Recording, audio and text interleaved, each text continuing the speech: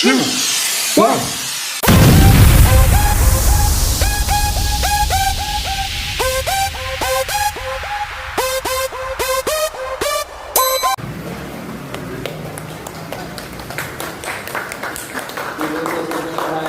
Maraming salamat.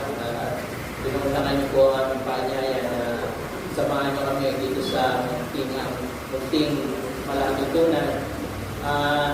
Nagpapasalamat din kami sa SPPC ng Calvario kahit yung masabi namin na hanapin niyo kung palatutunan dito at pinagbigyan kami. Lalo-lalo na kay kapatid na Alan. Okay. So, una sa lahat, yung ating palatutunan hindi naman po ito nagsimula ng talagang na competition.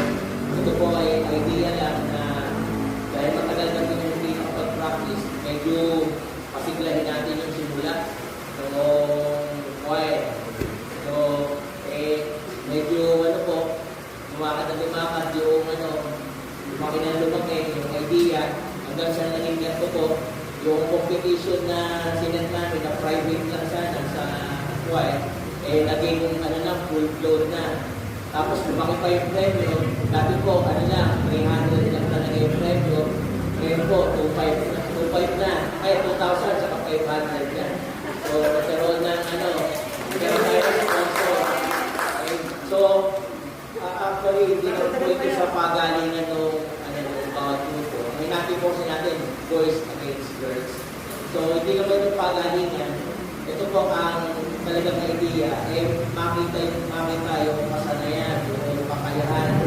Yung bawat grupo, yung lalim niya sa musicality. Ano ba yung narating ng grupo kung pagbabasihan, yung pagkakaintindi natin sa pagkakang vocal, yung idea. Makikita natin yung kalakasan ng mga bawat grupo at the same time, makikita rin natin kung saan tayo pwede yung pag-grupo. So, wala namang panalo o talo dito. Ang talagang panalo ay yung kung ano yung natutunan natin, yung nakuha natin habang tayo nagpa-practice. Magkaibang grupo at yung siyempre dadalhin natin yun doon sa pangkalahatan ng karitual. Okay? So sana maging yung competition natin wala namang paglalabanan dito. Alam naman natin yung boys yung boys talaga ang mananalo dito.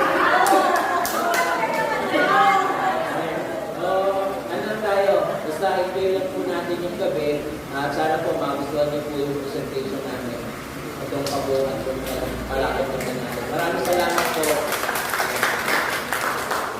Maraming salamat Tonya sa iyong confident na kayo ang mananalo sa gabing ito. So, before we proceed, let us welcome the person who will guide us and judge our performance tonight. May we now have the introduction for our guest judge. Mr. Aga Patrick Santana is a composer, arranger, and choral director whose life has been devoted to music and ministry. He has faithfully served the United Methodist Church since the age of 17, marking 20 years of dedicated service this year.